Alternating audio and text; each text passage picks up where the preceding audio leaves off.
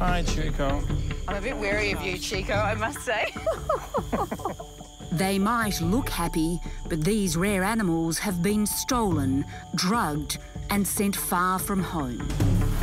This boy was born somewhere high in the trees, given birth to mother, and the mother must have been shot. Ow! Just because some rich person somewhere in this world believes that having an orangutan as a pet is okay. Tonight, inside a multi-billion-dollar global business, we meet the smugglers. That's like killing a human being.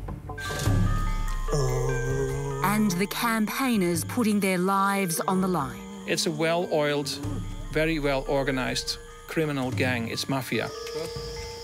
And we find out how some of the great apes are finally coming home. After a lifetime in captivity, they're just about to release this orangutan in this beautiful, lush forest, exactly where it should be.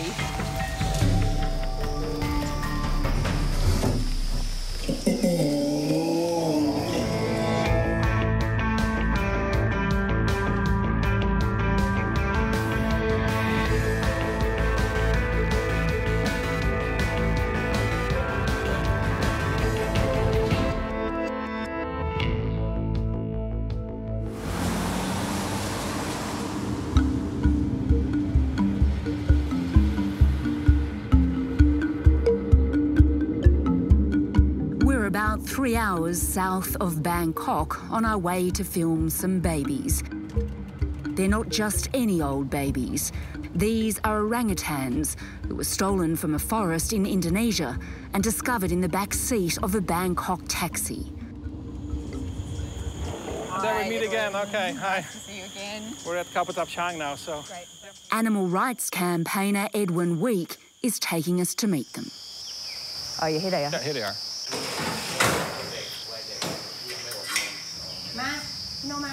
Yeah, so these are the ones that came from the taxi. Yeah. It's actually quite sad to see that they've been in a couple of months now. At least they're at each other. This is Nomita and Chisuka just over a year ago, filmed in the back of a taxi by an anti-trafficking group. The group used Facebook to pose as a buyer, paying a deposit of $3,000 US. Thai police held the driver for a few hours, then let him go without charges. As for the real criminals behind the sale of these 3-month-old orangutans, we'll come to them a bit later.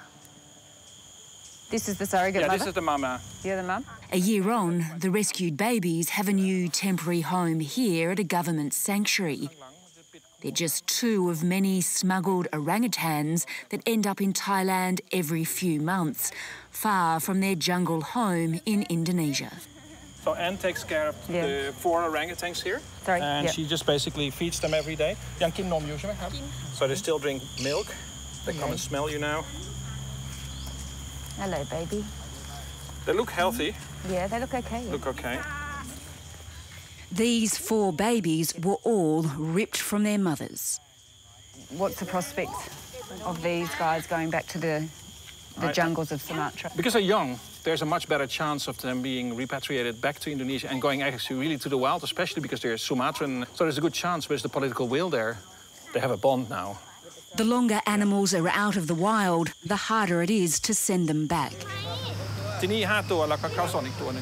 And this also.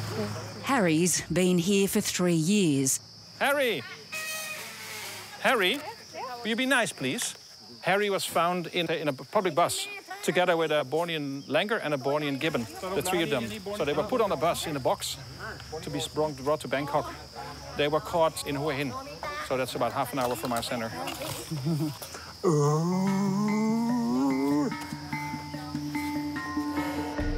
Orangutan trafficking is a lucrative business, worth perhaps tens of millions of dollars per year by some estimates. Babies are stolen from the jungles of Indonesia and sold as pets and for zoos for entertainment. Orangutans are especially valued because they can be dressed up and taught to do tricks. This was filmed recently at a zoo just outside Jakarta. The most lucrative destination is the Middle East, where the trafficked animals can fetch tens or even hundreds of thousands of dollars.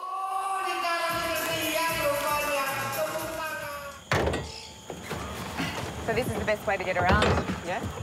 Yeah, this is the best way because it's large. Originally from the Netherlands, Edwin Wiek is a pioneer in wildlife protection in Thailand and a bit of a local legend.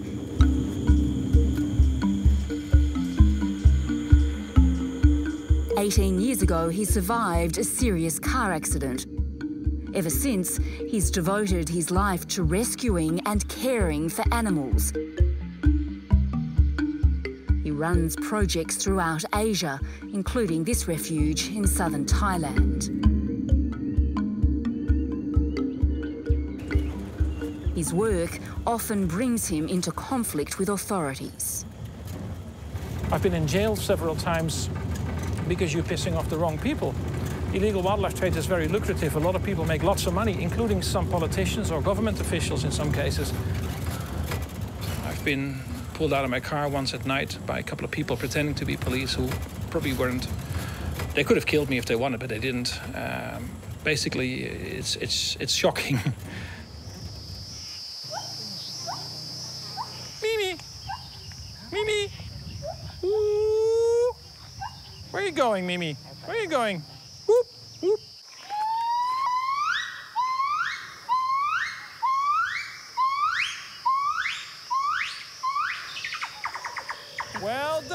Well done, Nin.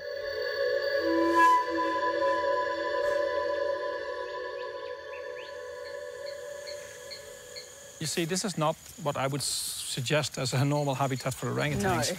But it's a great area to teach them how to live in the trees again. Edwin takes me to meet Maggie and Chico, two orangutans who are still damaged from their former lives as pets. There they are over there. Oh, there they are, yeah, here we go. Hi, Chico. I'm a bit wary of you, Chico, I must say. Very wary of Chico, aren't I? As long as you don't bite me, I'll be fine. He is... You're a charmer. Chico. Chico. Thanks, Chico. Chico, she doesn't like red hairs. She likes blonde men. Chico is 5 years old and was taken from the rainforests of Borneo when he was a baby. He used to belong to a senior Thai police officer. Chico, what are you going to do? What are you going to do with that umbrella? He was dumped because he was too difficult to handle. Maggie, where are you? Oh, there she is, there she is. You can see her hanging up there, you see? Maggie is from Sumatra. She was smuggled into Thailand as a baby and was somebody's pet. Maggie, come on. Come on. Maggie, Maggie. So she looks for a high place and then she just, every day she builds a nest. Unfortunately, we can't let her sleep here because the local people would probably kill her at night if they go hunting in the area and they see something in the tree, they wouldn't know what it is and they'll just shoot it first and then check it. So, you see? Oh, you did it. She's so clever. Clever girl! But while Maggie displays all the right signs of rehabilitation, Chico shows none. He doesn't even know how to climb a tree. Ow!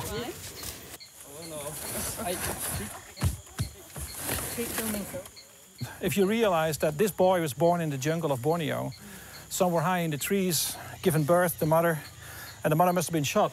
Yeah, of course. It's just because some rich person somewhere in this world believes that having an orangutan as a pet is okay.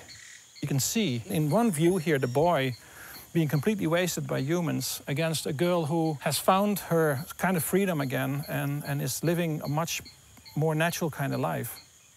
Edwin says many of the rescued animals he returns to Indonesia end up back in zoos.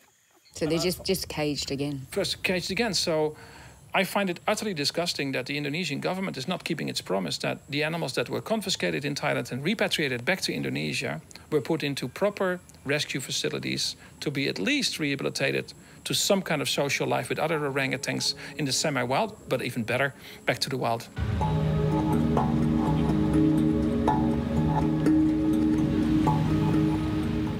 about to find out just how bad it can get. We've come to the Indonesian capital, Jakarta, to investigate Edwin's claims.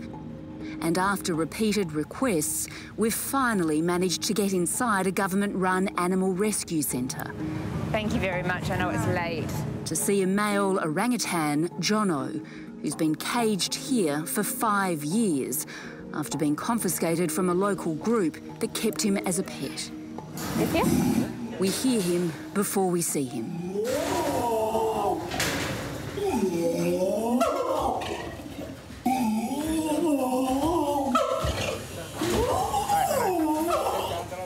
Jono was rescued in April 2012.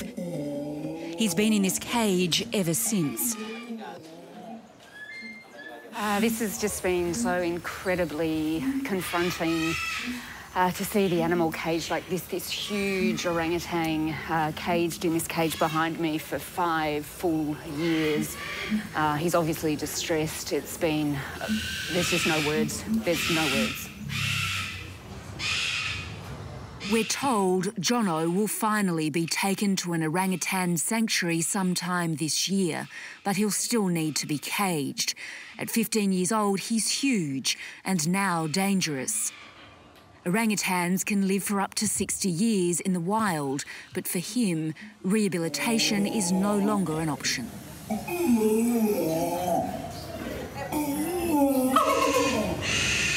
Around the corner is baby Otan. Confiscated from a house in South Jakarta, he's been caged since April last year. Owning a pet primate is a big status symbol here, even though it's illegal. Chances are that, like most trafficked orangutan babies, Otan was grabbed after traffickers killed his mother. We've found an insider who can tell us exactly how it all works. So we're on the way to Medan in North Sumatra, where a former wildlife smuggler has agreed to talk to us. He was involved in smuggling orangutans. We want to quiz him about what motivated him, how much he was paid, and what sort of sinister underworld he was actually involved in.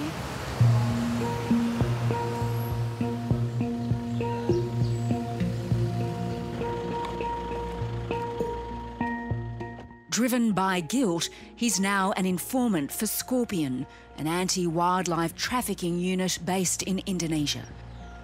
We must protect his identity or he could be killed. Tell me, how did you first become involved in the smuggling of wildlife? Di faktor utama pasti dengan besarnya nominal uang.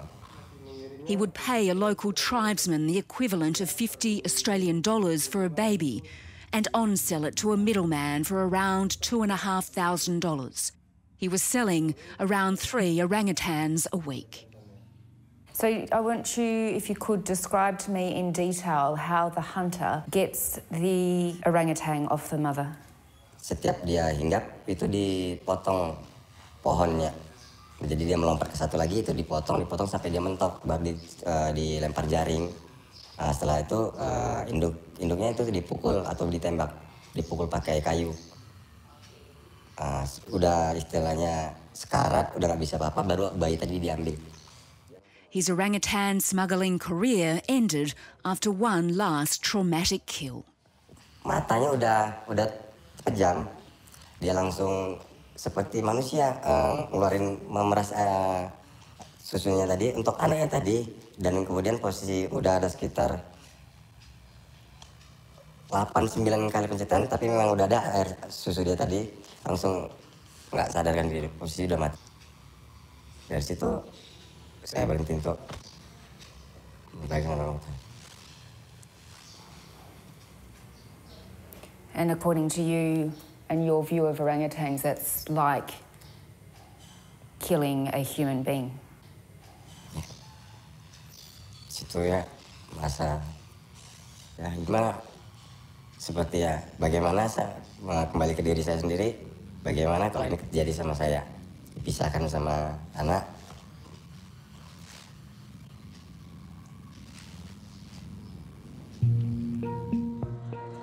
The The smugglers are constantly devising new ways to get the animals out of the country. Our ex-smuggler and other sources tell us they rely partly on corrupt officials at airports. Jadi sebelum diberangkatkan, baby orangutan tadi diberi susu, minum susu. Susu terkadang dicampur dengan bubur sun, dibuat kenyang. Setelah itu dipakaikan pampers, dikasih guling untuk dipeluknya. Jadi ini guling yang dipeluknya tadi memang payah untuk kita ambil lagi, memang berat, payah. Dia beranggapan bahwasanya inilah orang tuanya yang dipeluknya tadi.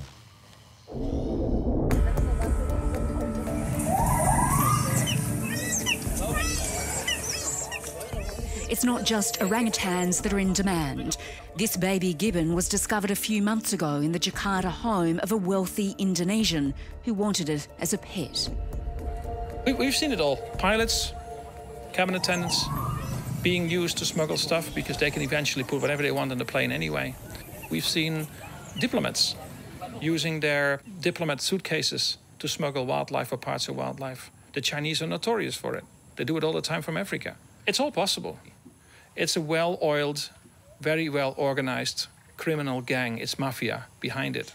That means they go from Indonesia, they're in Malaysia, they're in Thailand. They're everywhere.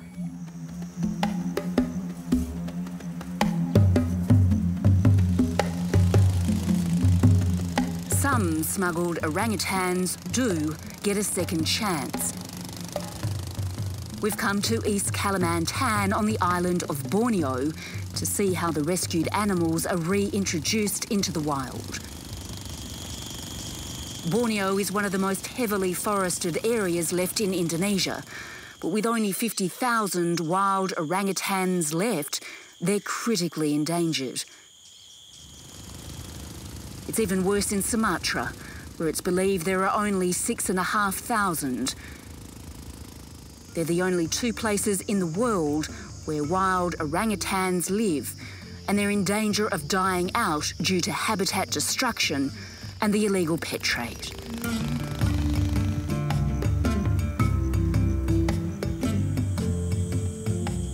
Hi, Hardy. Hi. Hi. Thanks for having us. It was a long way to get here. Welcome to our center. Hardy Baktiantoro runs the Centre for Orangutan Protection, or COP. I always like to call Hardy the orangutan commando. He is one of the real people fighting on the front line against the abuse, the poaching, the trade of orangutans and other wildlife, but especially orangutans in Indonesia. And at the same time, he's got to be politically correct and keep in good shape with the authorities in Indonesia, because if he wouldn't, he couldn't continue his work. Poppy seems to really like her a lot. Poppy was found wandering near a local farm. Her mother was almost certainly killed by hunters. She'll need the help of her human surrogate Wetty for at least 3 years. Just like a human baby, orangutans need feeding every couple of hours right through the night. When they're kept as pets, they rarely get the care they need. Perlakuan yang salah.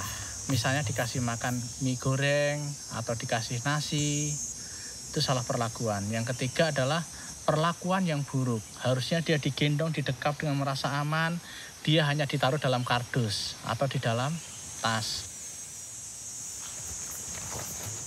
Poppy is on her way to forest school. These are her classmates.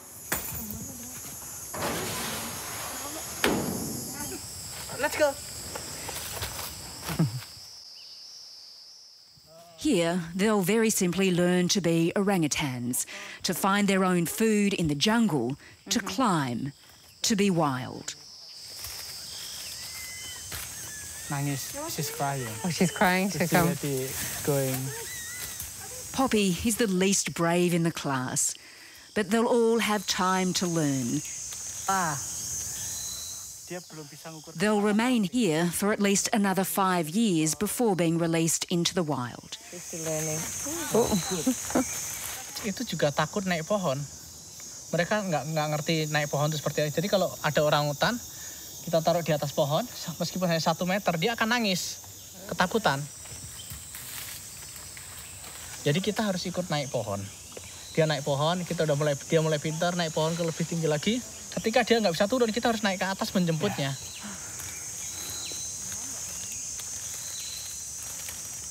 It's okay. Hello. It's okay. Hello. It's my hair. It's okay. Is it the colour? Oh, he wants the hairband, I think.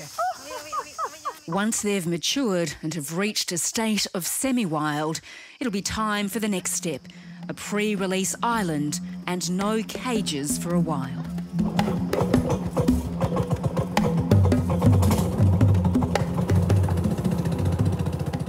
We're heading there now to deliver the adult orangutans their breakfast.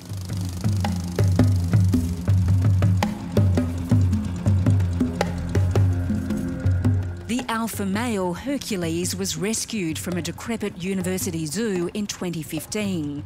Soon, he'll be released back into the wild. They've waited a bit long. They were getting really angry, weren't they? So there's corn and banana.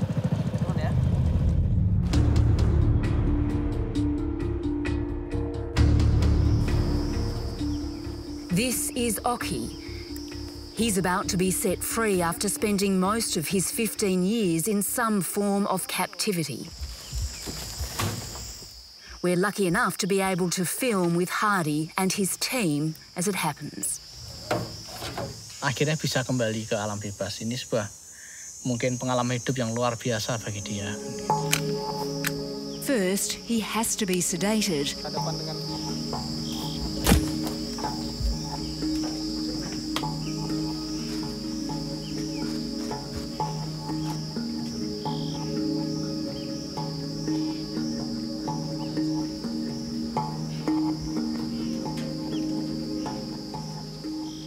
Then they take samples of his fingerprints and hair so they can identify him later. Finally, Oki is transferred into an even smaller box, ready for tomorrow's journey.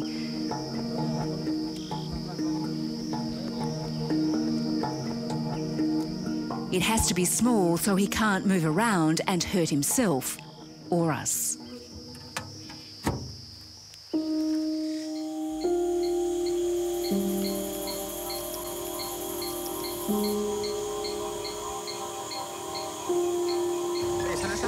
We set off early the next day, but it's a long journey with many delays, and the vet is worried about Oki spending 20 hours in a very small box.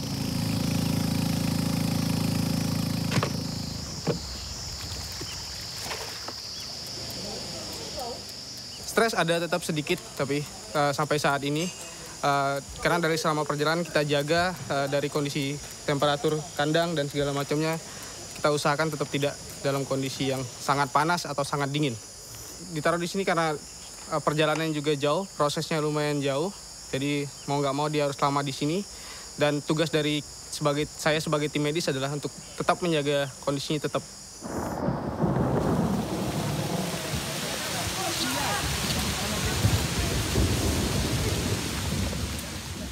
Now the final leg, a 2-kilometre walk into the Sungai Lesson Conservation Forest.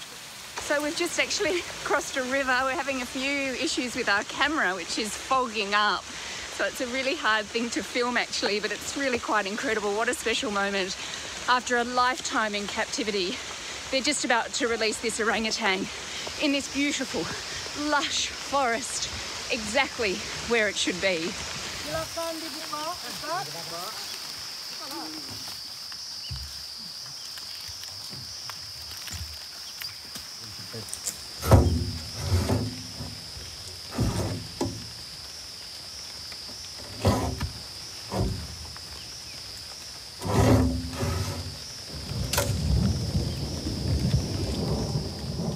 Oki isn't following the script.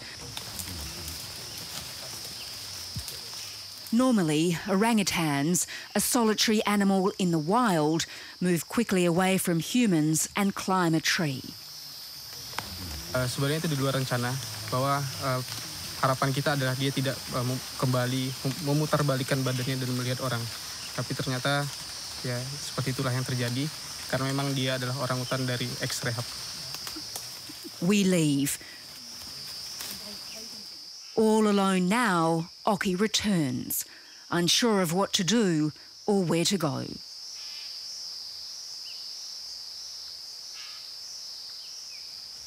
He finds a camera in the tree and tries to eat it.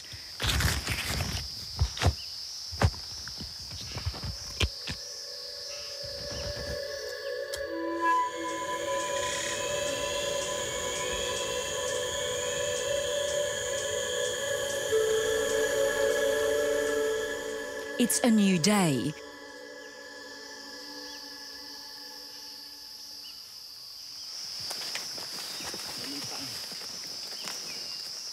A team returned last night and said that Oki had made a nest, which was a really, really good sign. Now we're heading back up early this morning with the vet to check that he's okay. The next big thing is that he has to have eaten some fruit from the trees. So we'll see.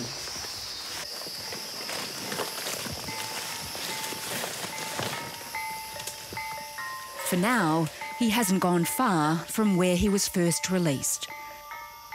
Then he spots us.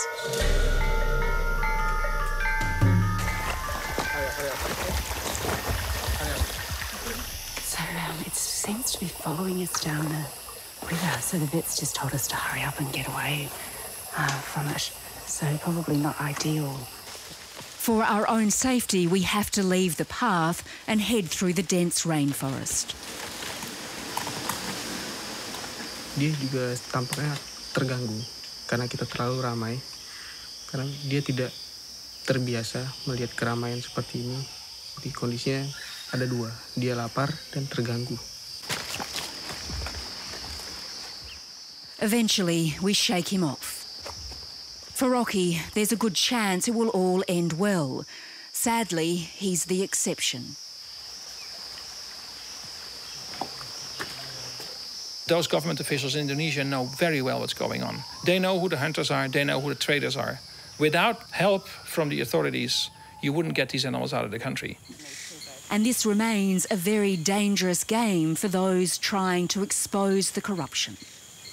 When I stop at a red light and a motorbike with two people stop next to me, I sometimes a bit worried when I go somewhere I haven't been before, but kind of fear more for my Thai colleagues or my Indonesian colleagues like Hardy, whose lives are probably in more danger than mine.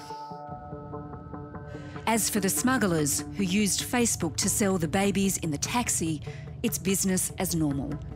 We've been told by a reliable source that investigations into the case have stalled, even though Thai police know who the perpetrators are, where they live, and have bank account evidence against them. For now, Namita and Shisuka are stuck here in Thailand. Their rainforest home in Sumatra is still too dangerous. Indonesian authorities admit that orangutans are likely to become extinct in the wild in 50 years. Some conservationists fear it will be much sooner. Edwin Wiek says that just shouldn't be allowed to happen.